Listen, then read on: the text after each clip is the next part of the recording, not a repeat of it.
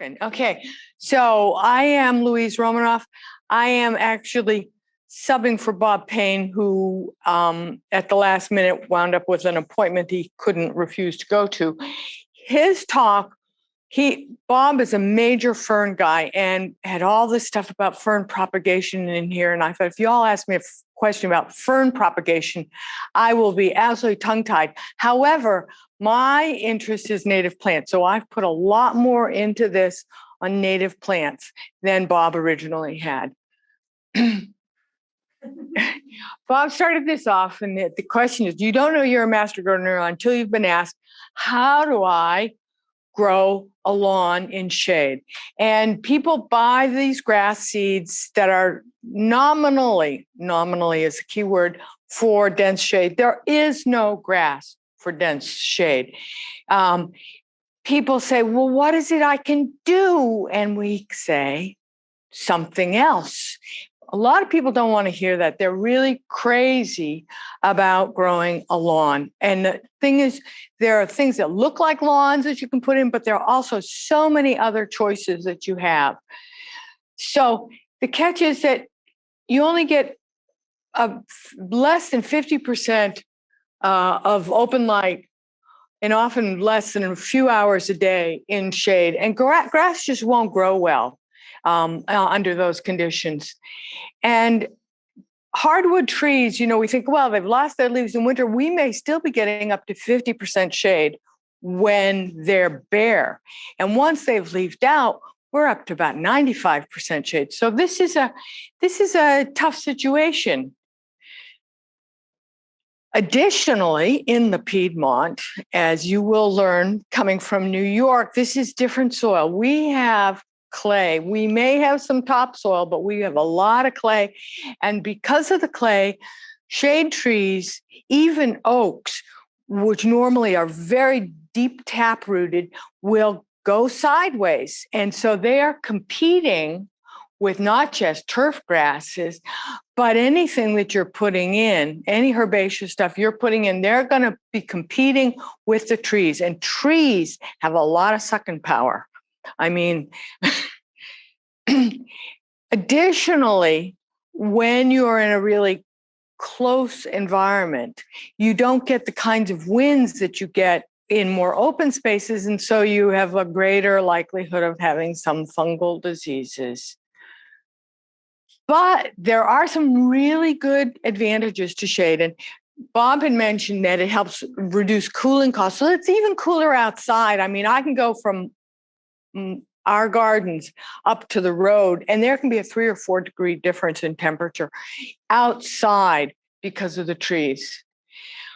Also, lawns are high maintenance. I mean, you're mowing it, you're using petrochemicals, you're putting in fertilizers, you're watering it all the time to keep it looking gorgeous.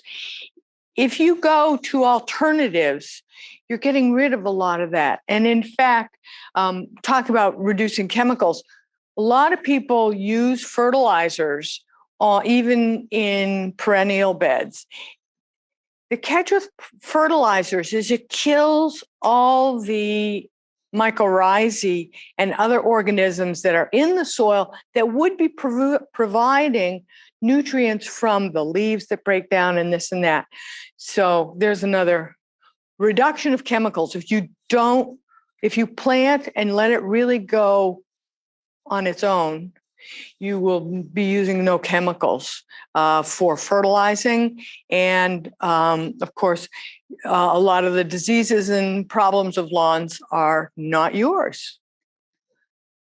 And if you do support a huge amount of wildlife, birds, insects, and lawns are considered monoculture. I mean, I know that there's more going towards putting clovers into lawns, but basically we're talking about most people want a single species or 2 species in their lawn. This is not really good for the environment, to say nothing of runoff issues. So what determines your shade? First, it's the amount of light that you're getting. Some shade has more light than other shade. Some areas are drier, some areas are naturally moist. There are also seasonal changes. As I mentioned, the leaves, whether they're on the trees or off the trees, whether we're getting a lot of rain or not getting rain. And it does change as your shrubs and trees mature. You can buy a plant and it says 5 foot height. Well, that's 5 feet in 5 years. The plant did not read the tag. The plant is going to keep on growing. So you need to plan when you plant for what this is going to look like 10 years from now, 15, 20 years from now. So this is light shade. So it does get some amount of sun, but it does get shade part of the day. Or there's a light shadow of shade all the time. Partial shade is dappled or semi-shade. You get little bits of sun, but you're not really getting real sun. Figure 4 to 5 hours of sun a day. In my yard, this is the best it gets. And full shade, and this is my yard. I've recently planted a bunch of hostas in here and then had the voles come in and say, oh, great. And I've now discovered serendipitously that if you plant ferns near hostas, they don't find the hostas because they don't like the ferns. Anyway, so now I have my fern and hosta bed here, but this is dense shade. This does never sees the light of day except during the winter and early spring. So you're talking about really almost no real light except indirect light. And notice that you don't see any really low branches because one of the things you can do is limb up your existing trees. Limb them up as high as you can reach. If you have a pole saw, that's great. I would say at least 15 feet if you can get there, because the light that will come in because you have that much cleared up will really make a difference. Consider taking out some trees. This is a tough one. I don't know about you, but the only trees that come out in my yard are the ones that come down by themselves. Add a couple of inches of organic mulch, organic matter mulch. Leave your leaves. I mean, if you're in dense shade, this means you have trees that produce leaves that fall to the ground. Don't clean them up. Let them sit there. They're not only providing a great habitat for a lot of organisms, including overwintering bees and other insects that the birds depend on and are important pollinators oftentimes, but they're also, this is the stuff that's going to break down and provide nutrients to your soil. And I have sung this song so many times. Extend your beds out from your trees. People plant a tree and the tree's canopy is 25 feet and they have a 10-foot circle on the ground, which they have mulched. The roots of that tree are going out beyond the edges of the canopy. And I know if I move around, it's a problem, isn't it? It's not a problem at all. And of course, you're getting more shade. So I have said to people who say, I can't grow my grass there.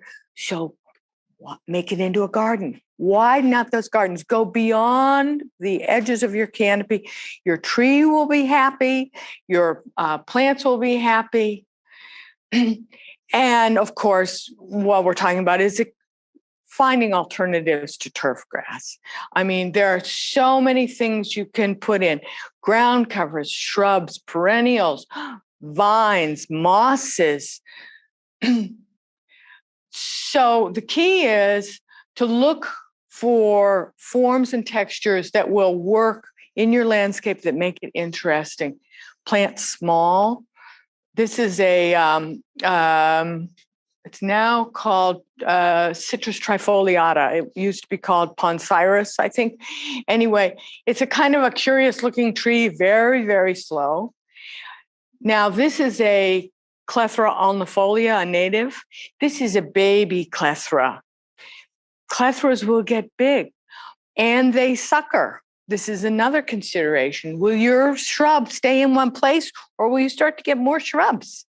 And as much as a lot of homeowners associations require it, a lot of municipalities require it, if you can start small, you put in something with a good size diameter at breast height, and it's gonna sit there for 3 years before it does anything. I mean, think of the root ball that could have come with that tree. It's gonna be so decimated by the time it gets in the ground. Whereas if you start with something that's this tall and in a pot or whatever that you can put in the ground, then that tree is going to start growing from day one, providing you give it what it needs, like water. And also think about your bloom succession. Do I want flowers all year round? If you do, then, think about making a note on your list of plants. If you're good, you keep a list of plants, and say when it blooms, and then look and say, gee, I have nothing that's flowering at time X. Now, winter, good luck. I mean, except for Edgeworthia, there's not much that's going to flower really early. But the fact is that if you make a note of when things flower, then you can choose plants that will give you a longer bloom session. And there are a lot of natives. Okay, bulbs for shade. Now, I have to say, I looked and looked. There are very few native bulbs that are available. However, there are crocuses, cyclamen. Here's a cyclamen, daffodils, snowdrops, which is, again, early, spider lilies, and leucogyms, and tuberous begonias. Now, I have actually problems with tuberous begonias because they tend to get infected in the soil, so I put them in pots. But you may be able to grow them in the ground. Ground covers for shade. This is ajuga, mondo, which has beautiful purple spikes in the spring. It is pretty aggressive. I mean, if you put it in, you may wind up, if you have good conditions, finding it really moving out on you. This is actually some near my back door. I have the house on one side and the walkway on the other side, and it can't go. If it starts to march across that path, it's history. Pachysandra is another choice. Mondo grass. Mondo grass looks a lot like real grass. And so a lot of people who want it to look like grass will plant mondo grass because it stays short. You don't actually have to mow it. And it looks like grass for all those people who have a need for grass. Pachysandra, it's another one. The Japanese Pachysandra, which is listed here, is a real mover and shaker. Strawberry begonia is a very lovely, it's not really a strawberry and it's not a begonia. It's a saxifrage. It forms a lovely ground cover. Chinese ginger, Asarum splendens, has great big leaves and can be really a lovely ground cover. Not terribly aggressive, quite showy. Native ground covers to consider. There are a lot of gingers that we have in North Carolina. This is the deciduous ginger, Asarum canadensis, and this is another mover. But there are some that you can find out there that are not such travelers that will stay a little more controlled unless you want to really cover a lot of territory. There are also the evergreen gingers. There are a number of hexastylus species that are around in the Carolinas. And they are forming sort of clumps, but they stay low. They're beetle pollinated.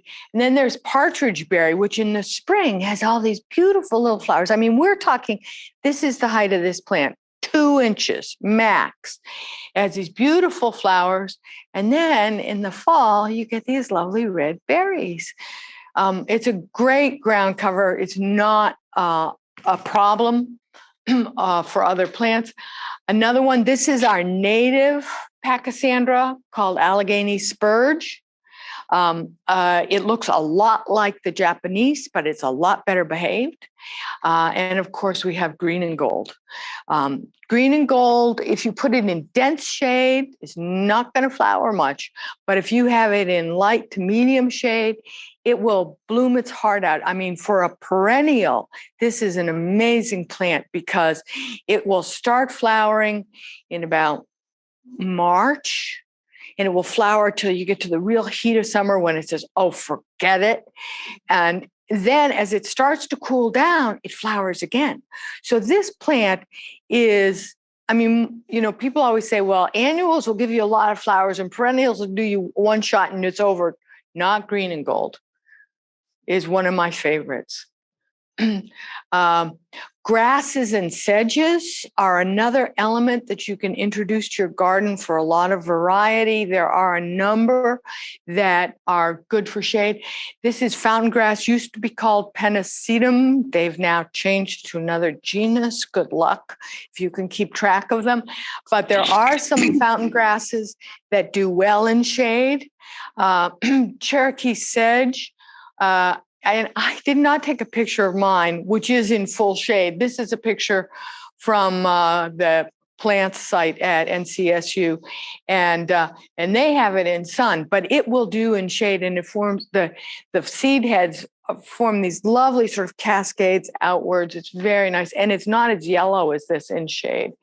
And the blue stems, I know that we all think about broom sedge and go, oh no, I'm not going to put that there. But there are a lot of smaller bluegrasses that maybe are a foot tall, 2 feet tall, really nice color, interesting texture. And I don't have a picture of them. Epimediums, there are a lot of different epimediums. These are all non-natives on this slide. Here's another epimedium. Now this is, look at that sun on that. That's because I took this picture in about March when my leaves had not fully come out on my tree. So I had some light there. Hostas are another one that will do, hellebores. It's a workhorse. It's evergreen. It's tough. It will also show up where you didn't put it, but they're not that difficult to yank. And there are a lot of different colors now in hellebores, you know, red flowers and yellow flowers and variegation in the leaves. So it's something to consider. This is the plain Jane orientalis. Then there are hostas, lily of the valley. This can be very nice. It gives you a show in the spring, then it's over. The leaves stay. Pulmonaria, this is one of the fancy cultivars. I think this is raspberry in the background. And here's a yellow trillium in front of it, which just sort of showed up there. And I said, oh, that's nice.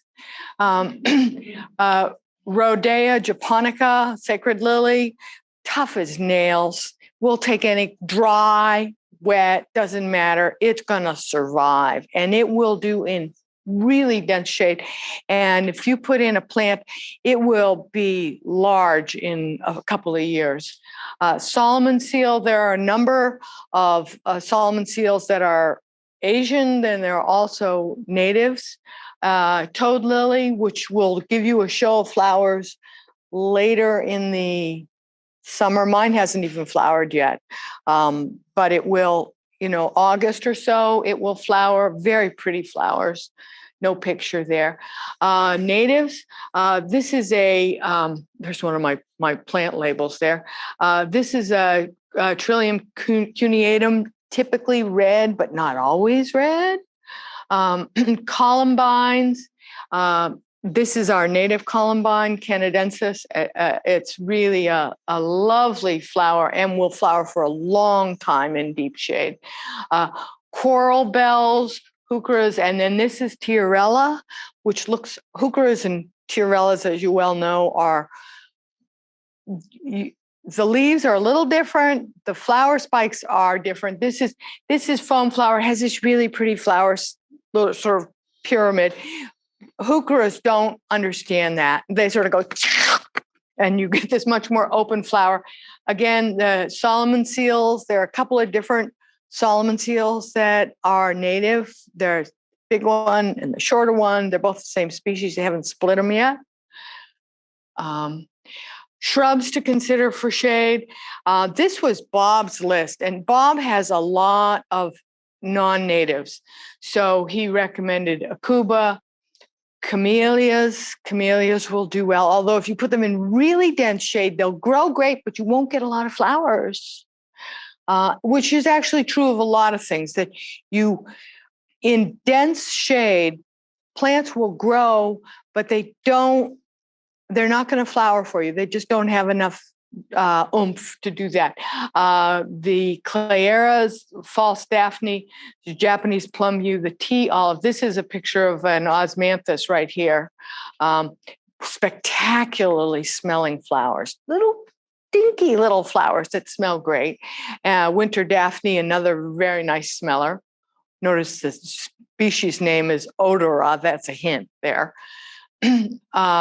Natives, there are a lot of native azaleas that are really, these are not these little nice little mounding guys. These are bush azaleas. They're loose, they're open. This is astrinum. There's also hardy anise, Alyssium parviflorum. Now, this is the spectacular flower on this. So you do not grow this for the flowers. But it is evergreen. It can form a really dense patch. It will grow in deep shade. Florida anise has a prettier flower. It also smells good too. And there are rhododendrons. You have to be really careful when you choose rhododendrons though for here, because a lot of them come from more northern or mountain areas, and they will laugh at you when you plant them in your garden. You have to go with rhododendrons that will manage our Piedmont heat. There are a few Catabiensis, and this one here, will do it. Vines, coral honeysuckle. Now we know about the Japanese honeysuckle, and we find it everywhere in the woods, and it smells great, but we really don't want it. It is an invasive. The coral honeysuckle, a native, has these gorgeous red flowers. I have some of this climbing up. I deer fenced my property almost 3 years ago. And so I'm now putting vines up against my deer fence, and I've got this Linicera all over the fence, and it's flowering, and it is gorgeous. Trumpet vine, Campsis radicans, again, can run away from you. Just be forewarned. And the native wisteria. I really like this plant, but this plant is another one that you need to sort of be careful of. There are Japanese wisterias that, you drive along, especially in the coastal plain, and you see them up in the trees. It is just massive invasion. The native is a little better behaved. However, even here, you can see I have built a rebar trellis. It is not allowed to touch the ground again, because it will go more. And if I get runners on the ground, I tease them back up into the trellis, and it works. It's great for shade. Understory trees, again, this is Bob's list. So there are a lot of non-natives. This is a picture of the styrax. Japanese maples are wonderful. Very pretty, different look, accent in the garden. Slow growing, so you need to know that. Eastern redbud, you'll see that all along the edges of the highways. It has really pretty little flowers early in the spring before it leaves out, and then it's just a nice tree. Coosa dogwood, another native, a non-native. Now we also have our own dogwoods, which we'll do in light shade. Will flower in light shade. And then I mentioned the Edgeworthia. And this is witch hazel, a native, which will do in dense shade. Well, it won't flower much in dense shade, but it'll grow in dense shade, but it will flower nicely in light shade. Ferns. Now, this is my garden, and in this garden there are probably 10 different species of ferns right in this one piece here. There's do I have a pointer? Oh, I do. Okay, so this is Japanese fern. We have a hart's tongue fern here. This big one here is a royal. Over here is a cinnamon. There's southern maidenhair, resurrection fern. I mean, it's just, and you can combine them. They will tough it out together. There's also some epimedium in there, and there's a few hostas in there. That's how I discovered that hostas will survive if they're planted among ferns. So why are ferns a good one? Because most of the time the deer won't eat them. That said, before I had the fence, I would have deer walk along one of my paths and say, oh, they don't care what kind of fern it is. I care what kind it is. This is tender. I'll eat it. And I'll find it just chopped down. But they come back. They are 95% deer resistant, I would say. They have very few pest and disease problems, even though sort of the general rule is that native plants support all of our native insects and therefore get eaten by them, which is true. And you put in an exotic, you buy something from Tony Avon, and nothing eats it because nothing is here that can eat it. On ferns, they're not very attractive. So we really don't have many pests. And once they're established, ferns are tough. And there are some that will do in drier areas, like Christmas fern. There are some that really like a little bit of moisture. And as Bob had said, most play nice with others. There are a few thugs. I mean, there are ferns that if you plant it in a spot, it will go, all right, and it will just keep on marching. And of course, there's an enormous variety of ferns available, either on the market or, get to know somebody who has ferns and they will dig some for you. I'll dig some for you. Again, as Bob was pointing out, they come from little micro guys like the grape ferns, which is a native, which he does not show here, to great big things like the royal fern is 6 feet tall and properly named spectabilis. So this is sensitive fern, a native. It will form a clump. I don't know why they call it sensitive, because it's not like a sensitive pea where you touch it and it goes, this does. I have not discovered any sensitivity in this thing, but it is called sensibilis. So the southern lady fern that I mentioned that the deer have munched in my yard is a vigorous native broad beech fern, will do really well, forms clumps. It is deciduous. All of these have been deciduous. The southern maiden fern, which is in the front here, let me see if I can use, this is southern maiden fern, used to be called Kunth's fern. They changed it. It's still philipterous, but it is now normalis. Is kind of aggressive, got a glossy leaf. It's a nice fern. Behind it is New York fern, and back behind it is a Christmas fern. Christmas ferns are really distinct. I mean, a lot of ferns have runners that will come out like ostrich fern. Ostrich fern is great, but you need to have space for ostrich fern, because you'll put in an ostrich fern and 6 feet away, you'll get a baby, which is just, clonal. It's just going by rhizomes under the ground. I'm not sure it's a rhizome. Does anybody know? Ferns, it's not a rhizome. Is it a running?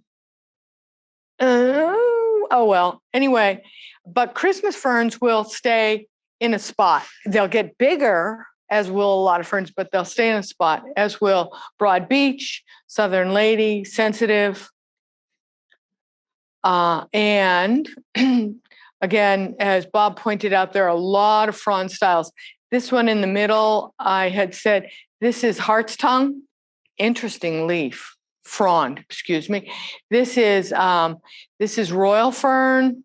And this is one, oh, this is an exotic that Bob has with a sort of a yellow stripe down the center of it. Another thing to consider is mosses. I have moss growing in my lawn. What am I going to do about it? Embrace the moss. I mean, there are so many kinds of mosses, and there are people. I was just at the Native Plant Conference last week. I can tell you there are people who have that's their entire landscape is mosses. It is really spectacular. So mosses are a thing to consider. Additionally, I'm hitting the wrong button. Oh, I think that's it. We did it. This is a Selaginella. This is peacock, a non-native, a very nice ground cover. It has this picture I took yesterday is in deep shade. It has, you can see why it's peacock because it sort of has a bluish hue to it. So there, you have a lot of choices for shade other than trying to get your grass to grow. And I will entertain questions. Okay, so anybody who has any questions who's joining us through Zoom, you're welcome to unmute yourself and ask your question just over your microphone. For those of us in person, if you'll just give me a moment to come up to you and hold the microphone to you for the benefit of our Zoom audience before you ask our question. But with that, does anybody have any questions? I see a couple of hands. And I don't even know if I could phrase my question, but first of all, I'm from Minnesota, moved here, so I've had a tough time, getting acclimated. So I bought the strawberry begonia, and I was so excited that I could actually plant it outside and it would live, because I wasn't used to that. Oh, yeah. Now it is just taking off. Like, I'm shocked, and I felt a little guilty because it isn't native, and I've been trying to learn. It's not a native. But is it, it's not native, correct? No. So I felt guilty with such I would say, assertive plant growing in my yard. But what I'm hearing from you is that's okay. Well, it depends what kind of space you have. Now, strawberry begonia doesn't tend to run over other plants. It will keep spreading. Correct. But like the partridge berry and some of the other ground covers, it will sort of work its way amongst things. An amazing the gingers plant. too. Yes. Will sort of, they're not going to overpower something else, but they will cover the ground. Right. And I know I have seen gardens where they're featuring mulch, but I think featuring mulch is boring. Right. I mean, I would rather feel like I was out in the woods and the ground is covered with all kinds of things working together. Now, mentioning strawberry begonia, there is a native saxifrage, cinquefoil. Talk about aggressive. I mean, it's up in the mountains and it's fairly well behaved there. If you bring it down to the Piedmont, it will run you out of house and home. I mean, it did not take down other plants, but it will be everywhere. Okay. And I sort of have a rule on a lot of plants where I have a lot of paths. And the rule is you can stay in this defined garden. You cross over and I'm digging you up. And of course I can't throw anything away, so it means that I give away a lot of plants. But I think that's what I would do with the strawberry begonia. See if you have friends who would like some. It grows amazing lawn in allowing me to plant. I actually think the strawberry begonia in my yard would be a solution for part of the yard. Uh-huh. Well, and there are also, I did not mention dichondra. It's a native. It's called Carolina pony something or other. It has an interesting little leaf. It's actually grown as a lawn alternative in Florida. I would not, I discovered it, didn't plant it. It just was there in a garden bed I had. And it started climbing over everything. And I said, okay, you need to go someplace else. And I moved it to an area where I can just duke it out with some real other toughies. I did not mention conoclinum, the perennial ageratum, which is about to come into flower here. If you're in got a little more sun. It's probably already in flower where you are. Mine is not in flower because I'm in deeper shade, but it will be a gorgeous flower for a little bit later, in another 2-3 weeks. There were some other, you had a question. Just a short question. You mentioned fertilizer. Are you distinguishing between chemical fertilizer and what do you call Good question. So chemical fertilizer. So if you're using, that stinky fish solution or manures of sorts, those are okay because so you're okay with natural fertilizers. It is when you're getting slow release or you're putting in an NPK that's just, this stuff that they're manufacturing, which the nitrogen manufacture is incredibly environmentally expensive. I mean, not only are they puking out a lot of stuff, but they use an enormous amount of fossil fuels to produce the damn stuff. And the phosphorus and the potassium are mined, but somebody said the other day they're starting to run out of one of them. I don't know. But they're there. They're there. You don't need to be adding. And the bad part about the adding is, of course, that you're killing all of the mycorrhizae and other organisms in the soil that would be breaking down things and providing nutrients in a more harmonious manner. Louise, Yeah. this is Suzanne Edney, and I'm Hi, virtual. Suzanne. Hi. There are a couple of iris that will grow in the shade. One is called Eco Easter, and it runs. And then there's Iris tectorum, the Japanese iris. Yes. I almost put in. I almost featured tectorum, and I thought I have to slow this down or limit it somewhat. But you're right. The tectorums and will form a really nice clump and have gorgeous flowers and tall, not dense shade, but medium shade. Yeah. And then the other thing is, if someone wants an herb, oregano in light shade will grow. Oregano. Yeah. But I also wanted to ask you. You mentioned 2 inches of compost of some kind, or do you plant when you plant your plants? Do you add like a compost to it, or how do you plant your plants once you're doing it? What I do is I have a driveway that's a 1/10 of a mile long, so it's a lot of driveway. And I have paths. I collect those leaves from the paths and from the driveway, and I make a couple of really big leaf piles. By this time of year, they're half the size they were before. But this next year, I am going to have the most spectacular leaf mold. And leaf mold is another one that I believe the city of Raleigh and the town of Cary will give you leaf mold. And we're not talking about generally salts on the ground. When the leaves are coming down and people are collecting their leaves and they're taking them out of their gardens because they're messy and they're putting them at the side of the road, the city is collecting them.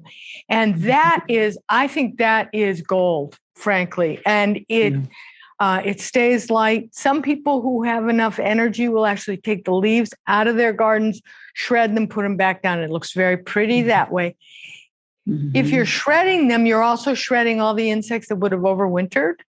So, I mean, I'm an entomologist. I've got to stop hitting this thing. I'm an entomologist, and I see insects as part of the whole cycle of life. And so if we're reducing our insects, we're reducing our birds, we're reducing our lizards, we're reducing everybody else. So I would say if you can stand it, leave the leaves exactly where they are. But if you don't have enough leaf mold yourself, and when I plant, I will dig a hole, put in something, put the soil back, because this is another thing that, as you know, extension has changed the rule. They used to say, mix in all of these adjuncts to the soil. Now they say, no, put the same soil back in the hole. This looks awful. I know.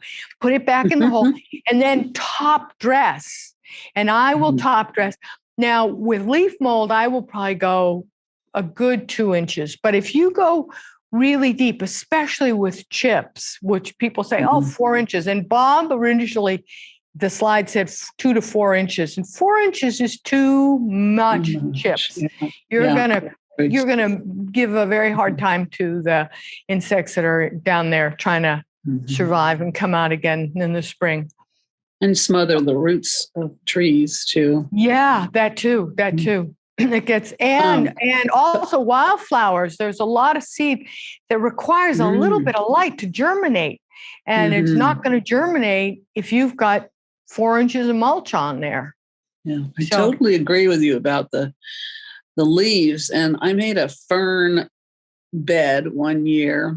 It was about, I don't know, 50, 70 feet long, by ordering a truckload of leaves. I have a woodland garden, and I just piled them up in this big pile in the winter. And then, as you said, it came down, to 2 feet. And then I just planted in that. Yeah. When I planted my ferns and hellebores and Daphne and all that. So I have actually discovered something serendipitously, and that is that if you leave the leaf pile completely undisturbed after you've put it down, there will be tree roots that will come into it, and you're going to lose some of your leaves to the trees that come in. So what I have discovered is in about July to just use a pitchfork and move it over.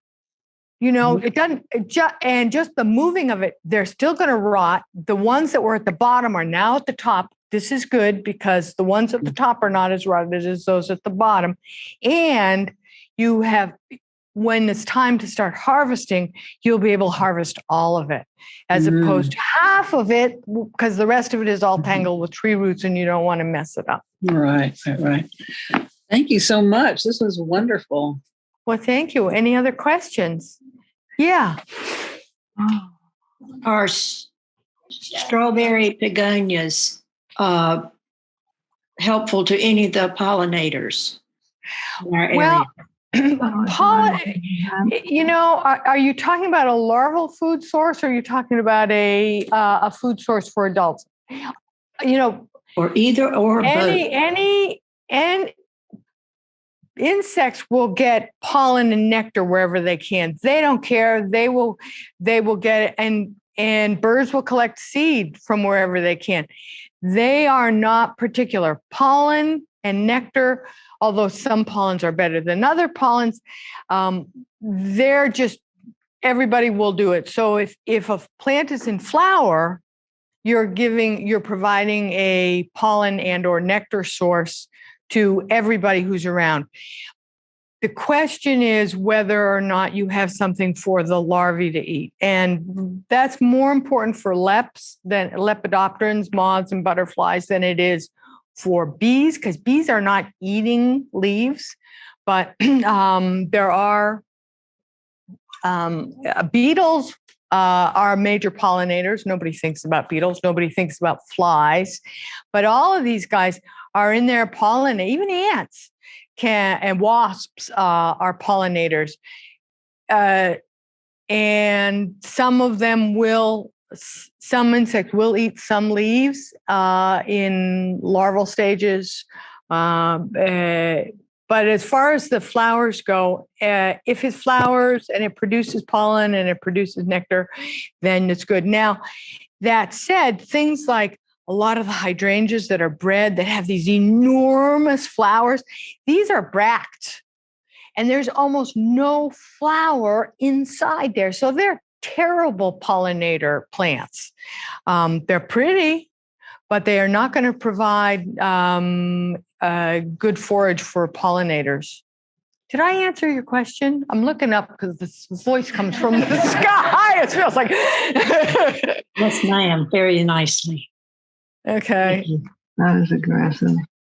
We got a question here in person. Okay. I have a fairly good sized yard. It's all shade. It's mostly pines and sweet gums. First of all, my leaf pile has a lot of pine straw in it. Does that hurt anything if I I can't separate out. Yeah, the no, plants. don't. I wouldn't. I mean, my leaf pile has branches in it that I don't discover till I'm harvesting. Different species of trees have different pHs. So some are more acidic, some are more basic. Pine needles tend to be more acidic, but most people don't have a problem with that. Most plants are very happy in 6.5 pH, even 6. So if you have pine needles, I wouldn't worry about it. I think it's fine. They're slower to break down though. Yeah. Which is why people top dress those, because they last forever. My main question. I love fireflies, lightning bugs. I saw a few this year early on. I don't use insecticides. I don't use herbicides. I don't use artificial fertilizer. But I don't have any fireflies to speak of. I had fireflies, but our climate is in turmoil right now. I mean, we're still hanging in there and it still looks pretty good, but I think about 160 species of fireflies in North Carolina. Most of them are in the mountains and they are sequential. So when you see a firefly in the spring and then you see one another month later, it's not the same species. But I did not see as many fireflies this year as I have other years either. And I saw no monarchs. Do I have milkweed? Yes. Did I have monarchs? No. Yeah. But I have to say that there's a native pipevine called Virginia snakeroot. It used to be a dodeca something or other, but they've put it in another genus again. And that occurred in the yard. And I thought, oh, this is good. I ID'd it and figured out it was a host plant for pipevine swallowtail. So it's all over the place. No pipevine swallowtails this year. 4 years after I first found my first plant of it, I have pipevine swallowtail. So the moral of the story is don't give up hope. I mean, I think that, plant it and they will come. They will find it. Same with spicebush, which is another shade-tolerant native tree. You're talking about spicebush swallowtails. So think about, and we're not talking about a floral nectar source. We're talking about food for larvae. Because some adults don't even eat. And if they do, they're just eating for a little nutrition. Moths butterflies are eating nectar. They just want the sugar. They're only surviving long enough to reproduce. That's the game. We think, oh, well, they're not there around for very long. It's the larvae that are around and the larvae that we need to think about supporting. I sound like Doug Ptolemy preaching, but... Any more questions? Fern runners are stolen. Stolens, thank you. Okay, did you get that? Fern runners are called stolens. Thank you. Okay, so I think we're done. All right. Oh, references. References. These are the references that Bob put together.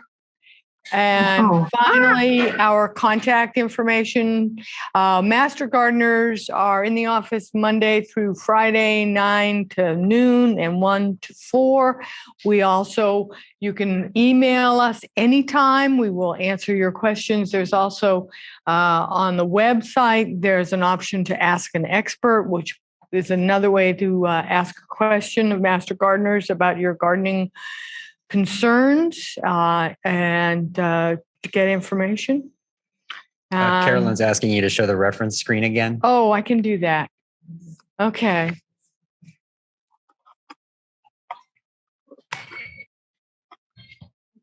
Thank you. Yes, it will. Yeah. Okay. So thank you everybody for joining us this morning for this presentation. I believe the next Master Gardener's talk won't be for another few months, but just be on the lookout on our website on the events page for and it more may be me information about again. that. I hope y'all have a good one. Take care. Is there a way